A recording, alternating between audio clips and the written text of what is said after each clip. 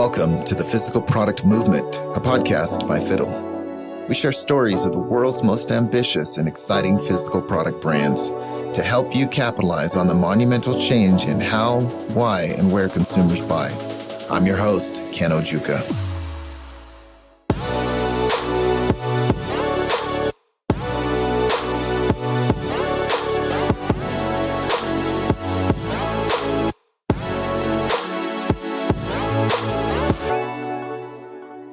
In this episode, I speak with Kayla Castañeda, co-founder and CEO of Agua Bonita, a beverage brand made with 100% real fruit, Aguas Frescas, with a fun cultural design and flavor profile. Kayla talks about launching her company during the pandemic while only meeting her co-founder once in person. She talks about her journey from idea to just yesterday when her company won the BEVNET and Coca-Cola Best New Beverage Award. Kayla had some great advice for brands looking to break into the beverage industry, including how to work closely with your co-packer to make sure that you get the product that you expect, how to plug into the CPG community to get help and support along the way, and how to keep your head up through hard times and keep moving forward.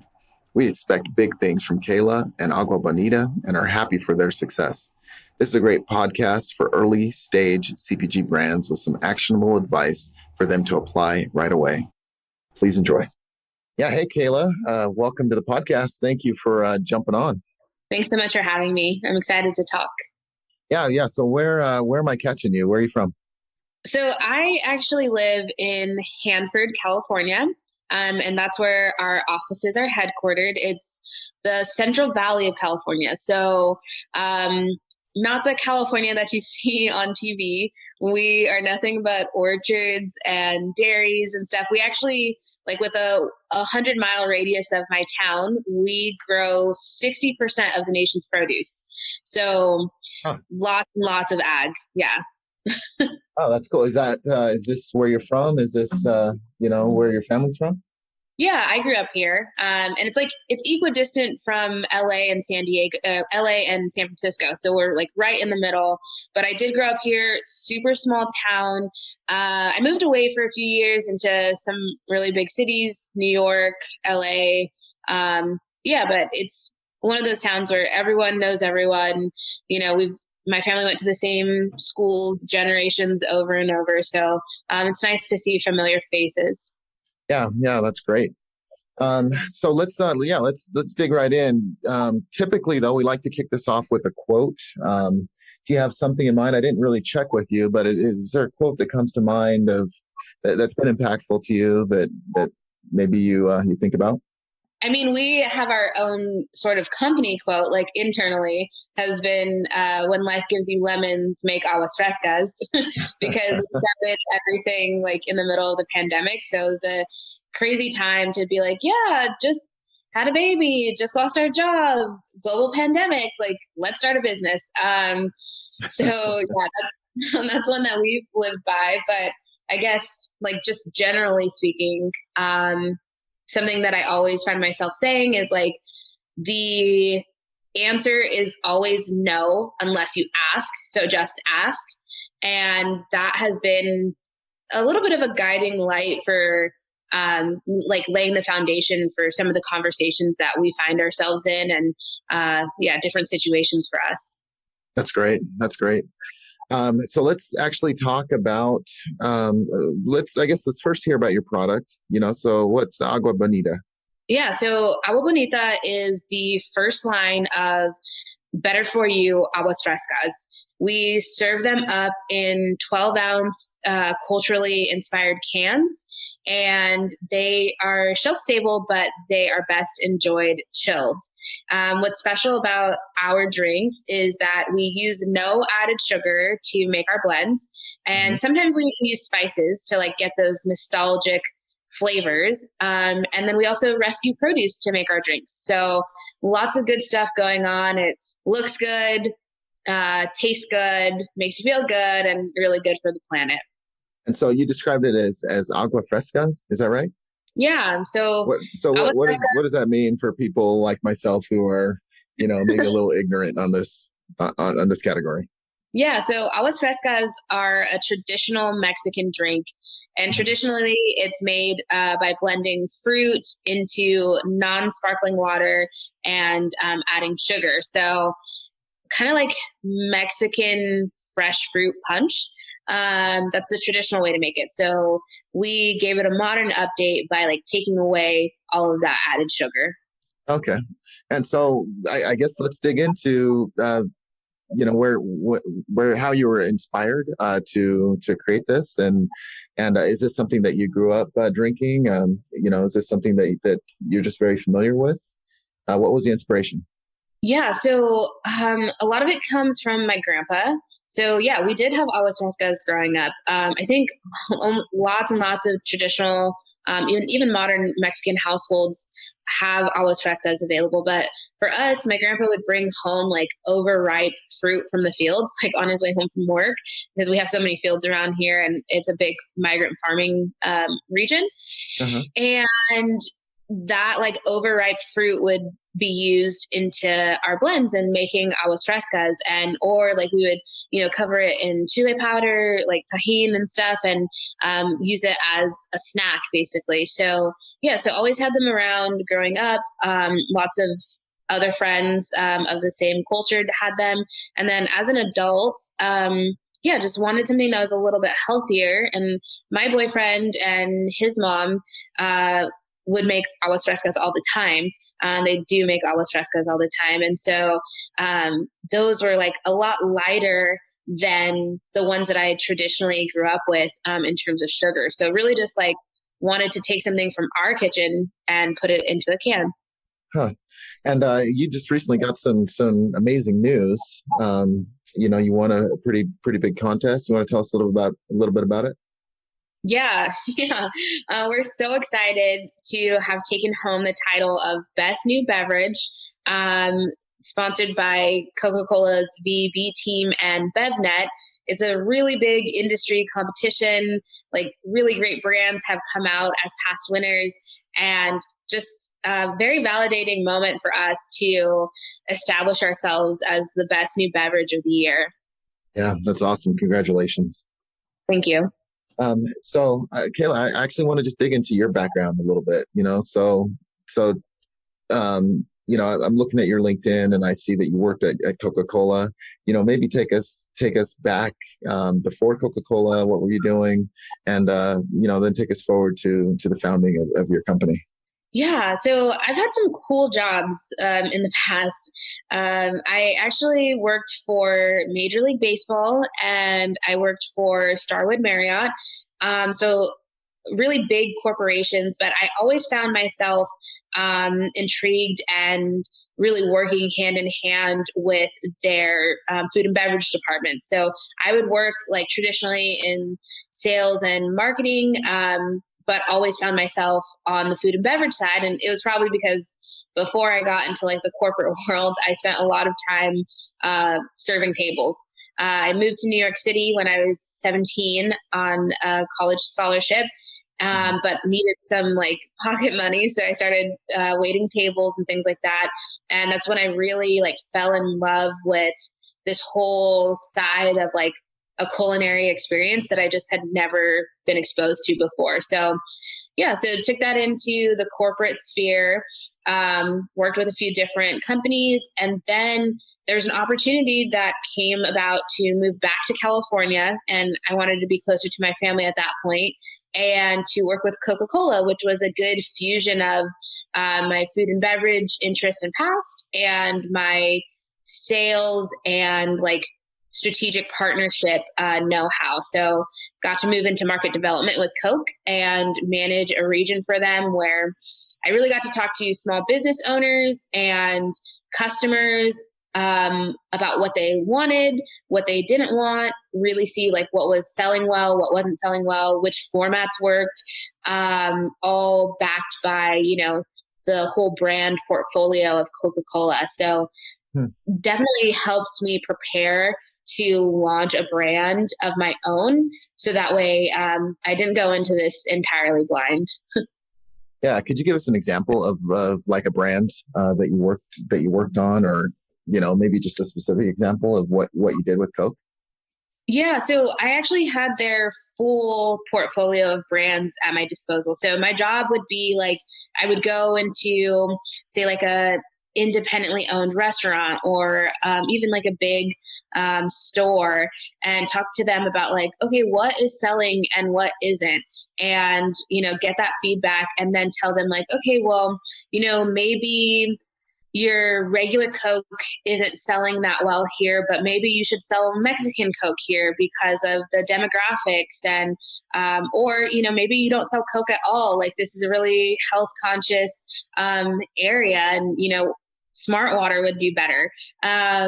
So really trying to best match the brands in the portfolio with the customer's needs, is how I would summarize it. And then package it up in a pretty way in their stores and off to the races.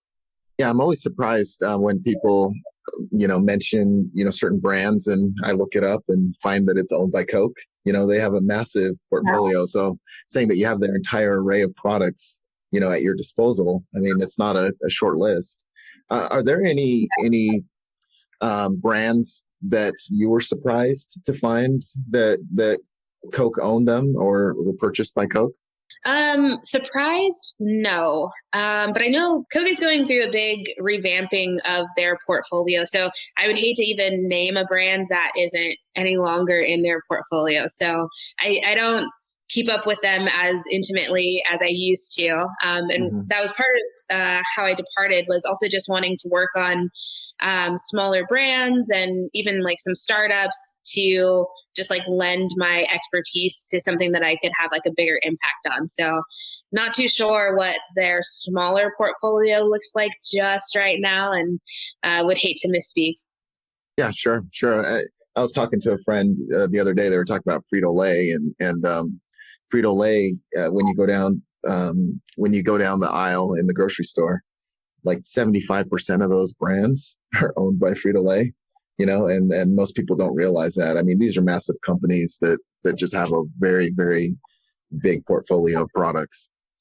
Yeah, it's like four or five companies that basically control all the like snack and beverage that you see in any stores pretty much. So, Yeah, but it's there's always crazy. room for little guys like us to, come up swinging. So, Yeah. So, yeah, let's talk about that. So you left Coke, and did you know that you wanted to start your own thing?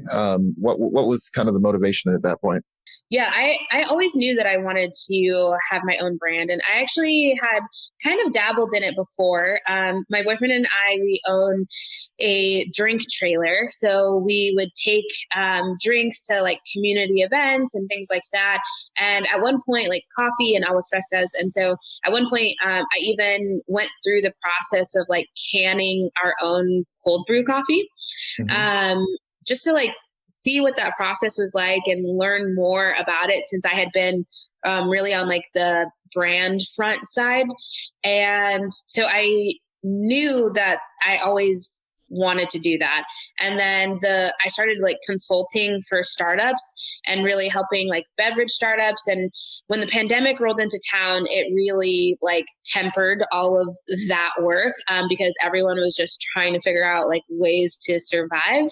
Hmm. But for me, it was an opportunity to have more time on my hands to really like concentrate my efforts on just one thing instead of trying to help multiple different brands and multiple different projects as a consultant. So, yeah, I think that was when I was like, okay, this is the right time for me to invest in this.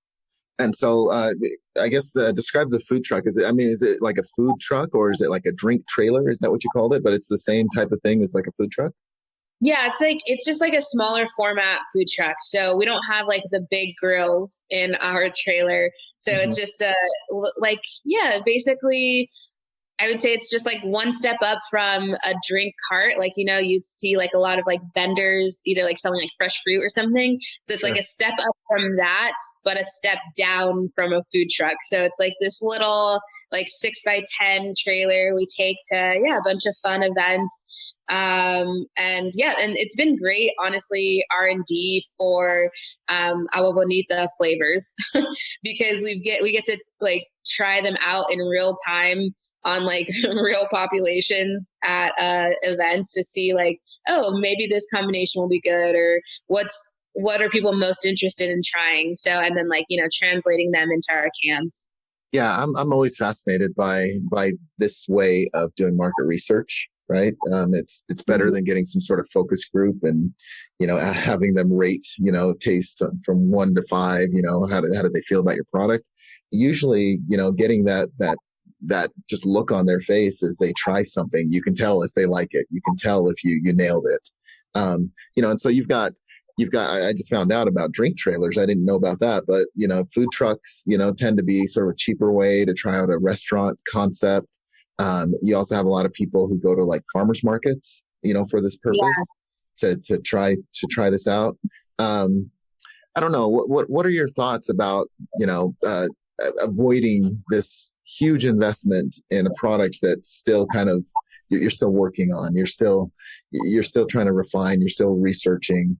So ways to do it a little bit cheaper, is that definitely something that you guys were thinking about when you were doing these drink trailers? Is that what you had in mind, is that you wanted to get the data, or was it actually something where you were trying to make some money at it and you thought you could make a living with it? Yeah, no, I would say it's definitely separate. I think that I got the drink trailer with my boyfriend, who is not my business partner. My business partner, her name is Erin. She's the co-founder of Agua Bonita. So it was definitely separate and like a private matter. And it like quenched that like entrepreneurial longing that I had.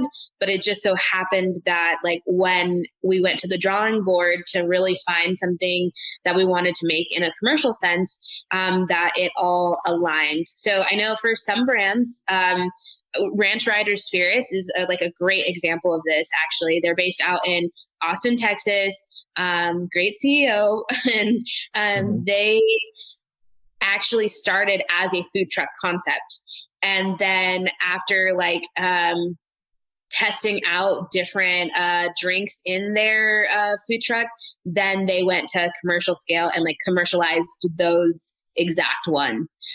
So that's, I know some folks, I mean, they're seeing like crazy success and like really great drinks. So for us, that was never like the intent. And I don't really even think it was their intent. It was just something that like aligned. So it just so happened, me and my boyfriend are street vendors in our spare time, I guess, and get to, try out our recipes and see how people react to them, and then kind of consolidate that data for me on a personal, like professional side, I should say, and put it into play. So I don't know if it was as strategic as it sounds, more just kind of like divine alignment.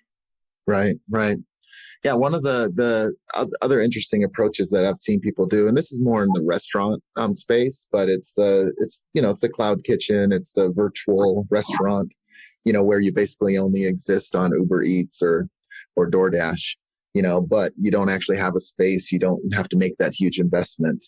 So I just always look at stuff like that. It's like, how can you validate these ideas, just without spending your life savings, on something that's unproven? Yeah. I mean, I think the key to that is like start small, especially when it comes to things like canning, and you start like finding co-packers and stuff like that. Like the minimum order quantities are high from the get-go, so if you can find a good partner that is either like willing to compromise with you, or you can like run a pilot program or something like that, I would say start there, or even bottling things so that way you can get that feedback from the customers that you're targeting and whatnot. So my best advice there is like start small. Even with the cans that we have now, we went through like a few different rounds of like, okay, we're only going to make X amount of cans. And then the next round, okay, we're going to make 10x that. And then the next round, 10x that. So that way, by the time we get to the third round, you can move forward in confidence with a large volume because you've already tried it at different levels of scale.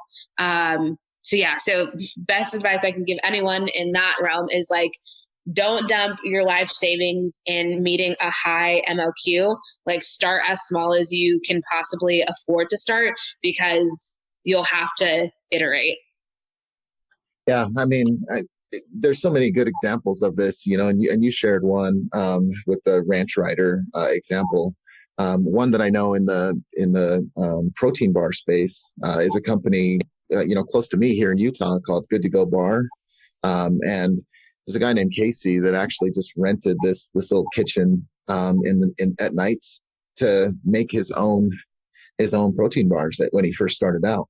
And so it's finding ways to be a little bit more resourceful or inventive or think outside the box, in ways that you can get the result, meaning you get product on the shelf and, get it to market and try to sell it without necessarily, dumping your life savings on something that you don't know is going to work for sure. And so anyway, I think that there are lots of good options nowadays, I think, that maybe didn't even exist before, and so I think this is way more doable today. Would you agree with that? Yeah, for sure. I mean, I think getting creative is the name of the game for entrepreneurs. Mm-hmm. Like startup life will teach you you need to adapt. And sometimes that process of adapting is going to push you to be as creative as you possibly can to achieve your end goal. So I'm all for anyone thinking outside of the box on a way to get their product out there. Because I think you just have to, unless you are very well capitalized and you can afford to just plunge millions of dollars from the get-go into something that isn't gonna work as efficiently as you would hope it would. So yeah, getting creative is really, I think, a huge indicator for success in a lot of circumstances. Yeah. So let's talk a little bit about marketing and sales, right? So you got your initial batch of product. Now take us back to what you did. How did you go to market? How did you, get your first sales? Yeah. So something that I tell folks is that we are unintentionally a direct-to-consumer company. We have always known that traditional retail was going to be a big part of our success if we were going to build something with longevity. And we didn't expect the response that we got online that we did. So we purposely designed the cans. Aaron put together our designs. We put together a big inspo board and talked about the kind of feel that we wanted to evoke and stuff. And we really wanted to make a product that was Instagrammable and something that people would want to photograph and want to share with friends and would want to be seen with. So that was, part of the way that we approached the design, aside from the cultural representation. But it worked. And so we actually we still haven't spent any money on marketing, and we've sold out 3 consecutive production runs at this point at varying levels of scale, almost all direct to consumer. So now we're starting to get into, more retailers and really building out those relationships and those volumes and, starting to fill the boots that we have laid out for ourselves. But yeah, we went into our design with intentionality. And I think that people recognized that as they came across us online. So it really just had been a little bit of a viral effect of, one person seeing a can and being like, hey, what is that? Where'd you get that? And just dominoes from there. Are there any particular, channels that you feel like have worked, specifically well for you? You mentioned Instagram. Is that where you think you're getting a lot of your sales? They see it on Instagram and then they go to your website and purchase, or what do you think the pattern is? Well, yeah, that's the only way, because we haven't spent anything on marketing. So I would say before we went through the gamut of these pitch competitions, because we also in the last like couple months have won some really high profile pitch competitions where it got us in front of, a good audience that we just weren't in front of before. So like we did one with Nike and Black Girl Ventures. We just did the Coca-Cola and BEVNET one. We got into an accelerator program that helped get us in front of quite a few new folks. But before that, and when we had actually sold out online, the only way to discover us was via Instagram. So it was like, you see us on Instagram, you go to our Instagram page, buy on our website.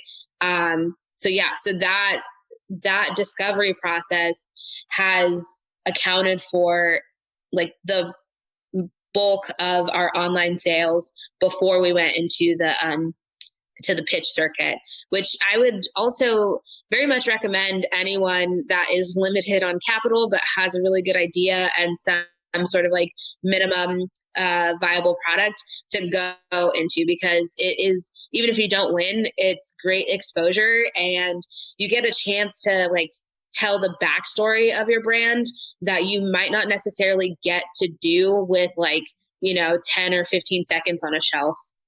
Huh. Yeah. Could you explain that a little bit? So what are some of the benefits specifically of, and I guess, were you seeking these benefits when you went and started entering these pitch competitions, or, I guess you were trying to win, but you were just trying to get exposure, tell your story, just get more people aware of who you are and what your product is. Was that the intention?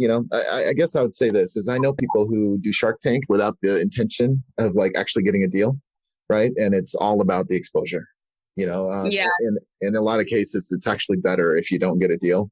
You just you get all the benefits of the reruns and all of that. Drives a ton of your sales, but you didn't have to give up any of your company. So I guess was there any intentionality around the marketing aspects of entering these pitch competitions? I won't say that it was like that. I know, yeah, you're right. People go on Shark Tank because it's Shark Tank and they know that millions of people are going to see them online. For us, we went into the pitch competitions because we wanted to win them.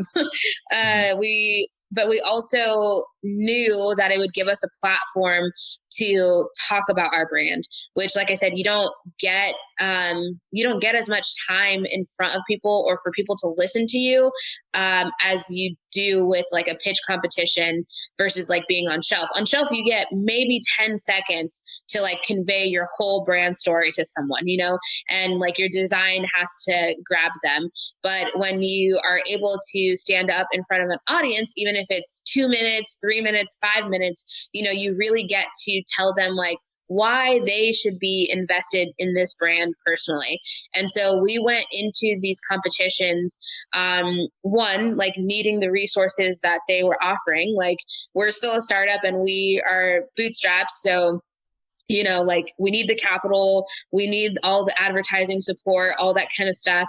Like those are important things to help our company grow. So we went in like, very much wanting the prize. But then we also knew that the competitions that we were going into would either give us, real industry validation, because like we won Rising Star at BEVNET, at New Hope Network's Natural Products Expo West, which like that is, a bunch of buyers and folks that like, this is all they do is they look at products every single day.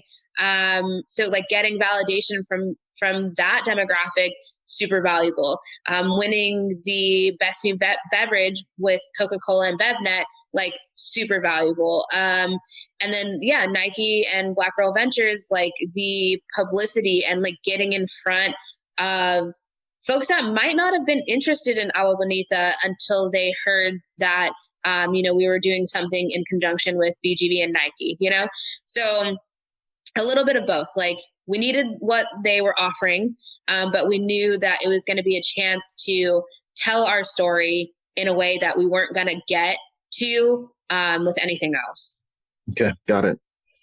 So I wanted to talk, switch gears just a little bit. Let's talk about your product. It looks like you've got pineapple and cucumber, and then watermelon and chili flavors.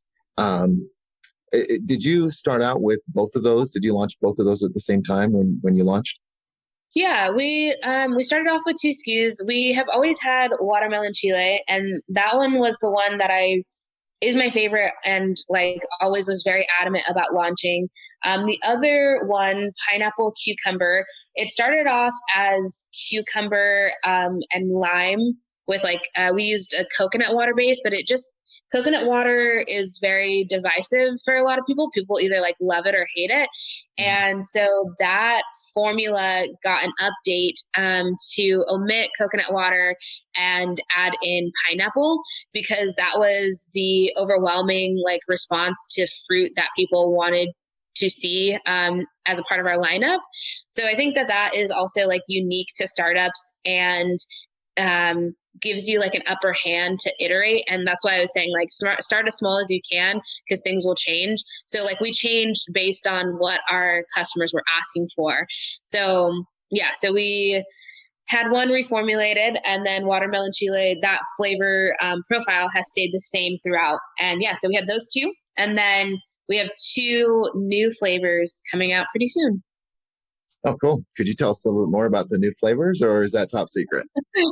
You guys are just going to have to wait, but I'll say we're going to bring a little bit more spice to the game and a little bit more sweetness. So you'll just have There you to go. follow us on Instagram. Nice, nice. Do you have a timeline for that? When do you think you're going to launch these new flavors? We're figuring that out right now, actually. There might be like a limited edition or like limited time drop of the two flavors. I would say before summer is over. But yeah, you'll see them here and there for the time being. And by next summer, they'll definitely be in our rotation, I would say. Yeah. So what's the process like for coming up with a new flavor? Like, how do you formulate these recipes?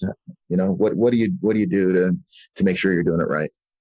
Yeah, I mean, it's difficult. Taking something from your kitchen to commercial is really hard. So, like, the recipes as they are originally, like in our kitchen, they're like tried and true recipes, right?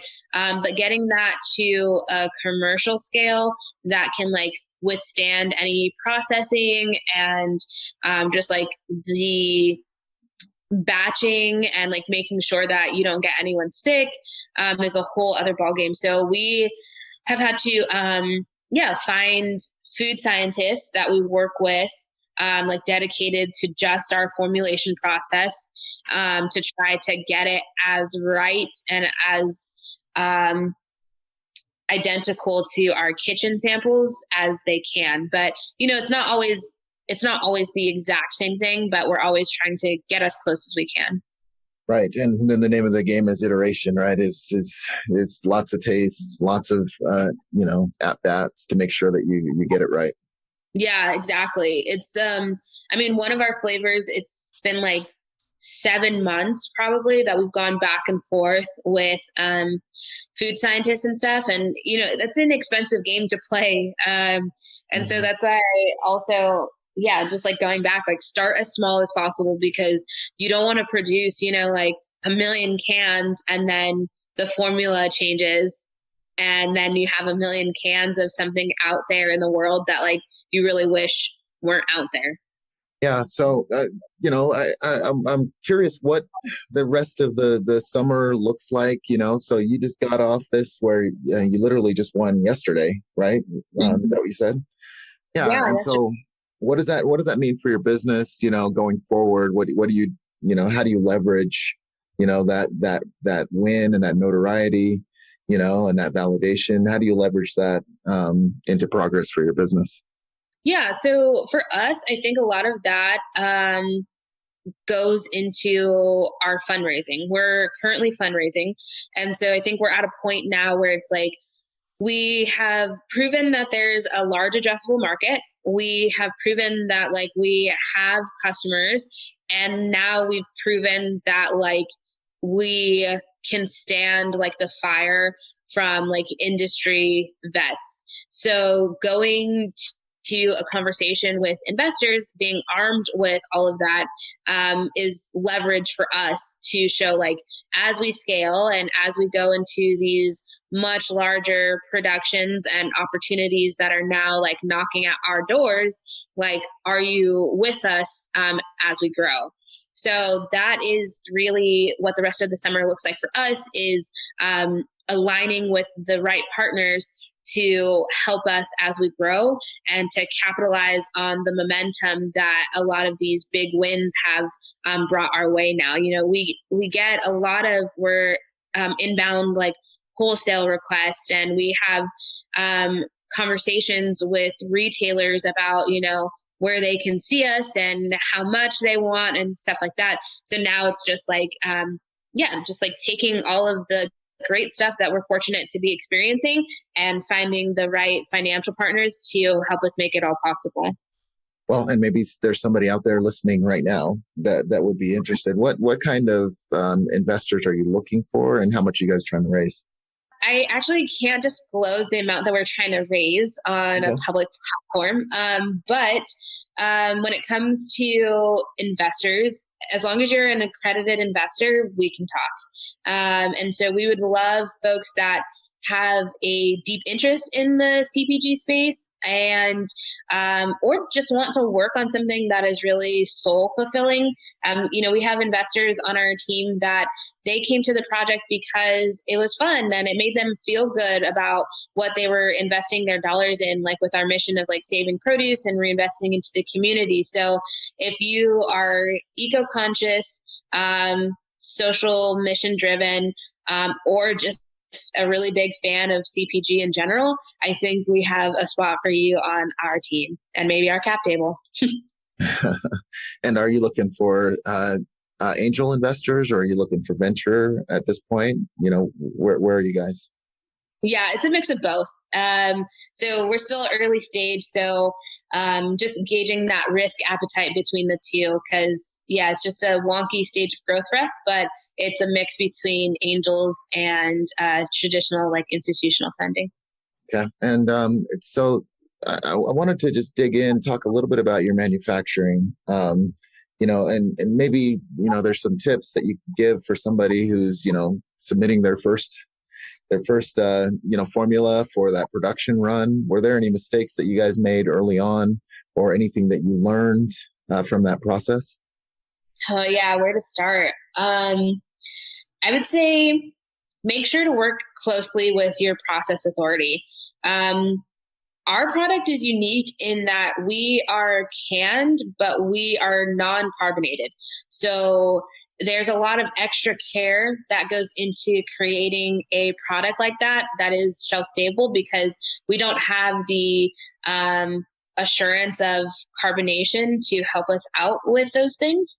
And so you have to work very closely with your process authority to understand what exactly it's going to take from a machinery side of things, and like what types of ingredients that you are actually able to use to achieve what you want to achieve. And so I would make sure to start there and like really go through the ins and outs with them, because it'll save you a lot of time finding the right co-packing partner if you know exactly what you're looking for and the parameters within how your product can actually be made. Lots of co-packers are going to tell you that they can do it. They can't. They want your business, you know what I mean? But that doesn't mean that they're the best equipped to actually make your product. And you're going to find that out the hard way, thousands of dollars later, if you don't dig into the details. Yeah. I mean, the number of horror stories, right? Of your first production run, or your first few production runs until you find a decent partner. You know, there's so many of them. And the market is unique in that it's not all that transparent. It's not like you can go to Yelp and find, all, 5 stars, and a whole bunch of reviews for a lot of these co-packers. It's just sort of, you meet them somewhere, they hand you a card, and you're talking, have you Yeah. found any ways, or maybe, things to look for in somebody that you feel like is going to be a good partner for you? Or, maybe even red flags, hey, run if you see this, if they tell you this, what are some of those ways in which you can bet that somebody is actually going to be able to do what they say they can do? You hit it right on the head when you said, like, it is a bit of a transparent process. I will say, like, the co-packers that have like the most visibility, like, the ones that come up right away on Google are probably like not the best ones to be working with necessarily, because they're spending their money trying to bring in new clients. And that doesn't mean that they have a tried and true portfolio of success. I would 9 times out of 10, probably 10 times out of 10, take a personal referral from a different brand that has actually worked with a co-packer before than to take the word of the internet and Google's first hit. And we've been burned on that side before too. So yeah, I would say like my biggest piece of advice in that realm is like talk to other brands that are comparable to your type of product. It doesn't necessarily have to be a competitor or anything like that, but I mean, I feel like most people will find CPG community, and even beverage in particular, is pretty tight knit. There are people willing to help. People want to see others succeed, even though it is a highly competitive space. So talk to other people that are in the space and, take their word for it when they either have told you a horror story of someone that they've worked with before, or if they have a success. So, I mean, that personal referral is a very, very strong point of starting, and you get to make some friends along the way too. Yeah. Did you guys end up working with a consultant to help you with any of this, or did you already have enough experience, with your time at Coca-Cola and time in the business? Yeah, I mean, I had enough experience to know like generally what we were looking for.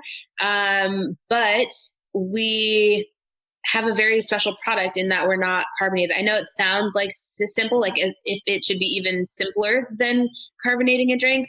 But when it comes to production, it's not. So we had to rely a lot on our network to find the right person.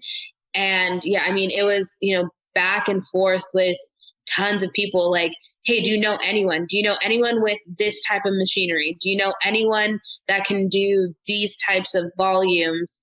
And them being like, I do, or I don't, but I know someone who might know someone, and kind of falling down those rabbit holes. Yeah, so we didn't use a consultant or anything. But like I said, we worked closely with our process authority after, having a bad experience on the first round to figure out like, what do we really, really, really need to be looking for? Right. Right. And you mentioned, different communities, reach out, and you mentioned that the CPG space, is pretty open and community driven in a lot of ways. Do you have any specific communities that come to mind that you can recommend to people that maybe they should plug into? Yeah, I know Startup CPG is a great place for lots of folks to start. I know that they have like a really extensive Slack channel, and you can get plugged in pretty easily there. And then also just like looking into local channels. If you are fortunate to be in the Austin area, there's a huge like CPG community there, where you can find different outlets like pretty easily. And then I would say, where else? I mean, if you're able to, you should look at applying to an accelerator program. Those kind of come with built-in communities that can really do what they say, help accelerate your growth.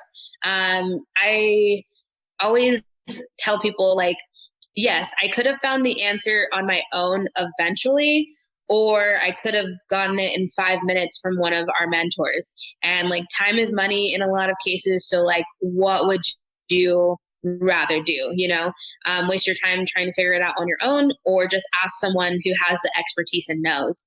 And so our accelerator program, we went through SKU, great CPG accelerator program based out of Austin, was really great in providing us like with just a badass mentor team to help us as we go. Yeah, those are some good recommendations. And we've heard the same things from the Austin scene, as well as from our experience with startup CPG. And even if you don't live in Austin, there's a lot of events that are going on. And so if you plug in and, it might be worth it to fly down for a weekend and attend, one of these events just to start that networking. So you don't have to go at this alone. There really is a big CPG community out there. Yeah, for sure. We've gotten a lot of help along the way, even from folks that maybe others would see us as competitors to, and they've been like more than willing to help us. So yeah, very lean into your network. Okay, awesome. Well, let's switch over to the quick fire round. I've got 4 questions for you, and just want to hear the first thing that comes to mind. You ready? Okay, yeah, let's go. All right. What's one tool or resource that has helped you a lot that you'd recommend to people? Zoom. In the pandemic world. It's so funny. I'm so sick of Zoom these days, but it's the tool of choice, like we would have been lost without it. Yeah, I wouldn't have been able to do these pitch competitions without Zoom, really. We have 2 little ones here, and flying all over the country to pitch, probably not on the cards had it not been for Zoom. So Zoom. Sure. Yeah, that's a good one. What is a book that you could recommend to people? I love Capital Gains by Chip Gaines. I know his wife is more famous, but they're like the couple from Fixer Upper, but they have a ton of like entrepreneurial pursuits that they've like built a whole empire out of. And his book, Capital Gains, will kind of show you like it's okay to fail on the first time and like how to pivot. And it's really funny. So I would say, Capital Gains. Nice. What's one piece of advice that you would give to your 21-year-old self? I would say, just keep having fun. I don't think I would actually change anything that I did, when I was 21. And yes, I would just say, keep having fun, and, these experiences will pay off later. All right. And who is one person in your field of work, or maybe just another entrepreneur that you look up to that you would love to take to lunch? My co-founder, Erin, actually, because of the pandemic, we've only ever met physically one time.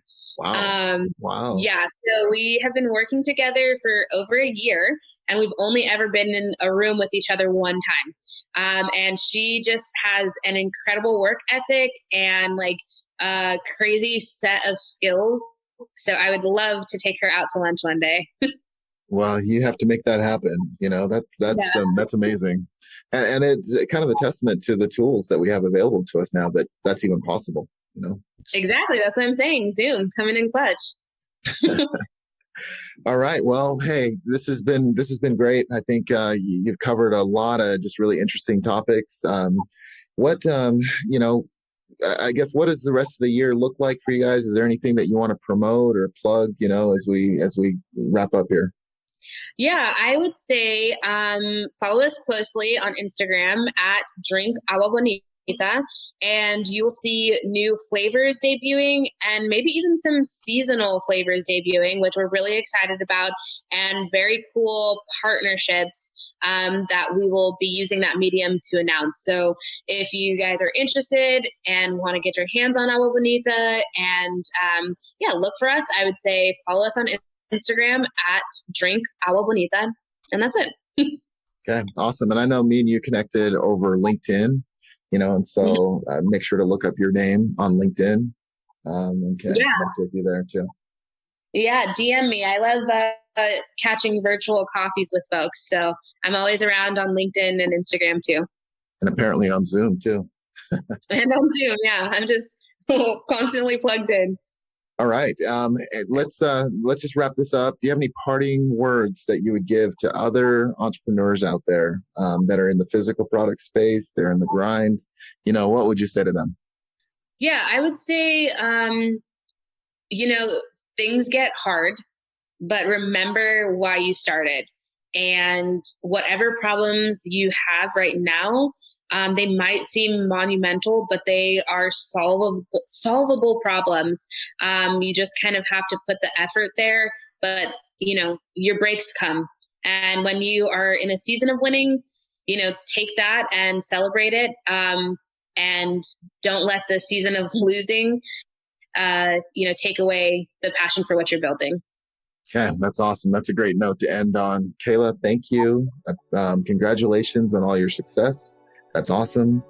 And I appreciate you jumping on the podcast with us. Thank you. Thank you. Thanks so much for having me. Okay, we'll see you. The Physical Product Movement podcast is brought to you by FritoLay. To find out more about FritoLay and how our industry-leading inventory ops platform is giving modern brands and manufacturers full visibility into their inventory and operations, visit FritoLay.io, and then make sure to search for Physical Product Movement in Apple Podcasts, Spotify, Google Podcasts, or anywhere else podcasts are found. Make sure to click subscribe so you don't miss any future episodes. On behalf of the team here at FritoLay, thanks for listening.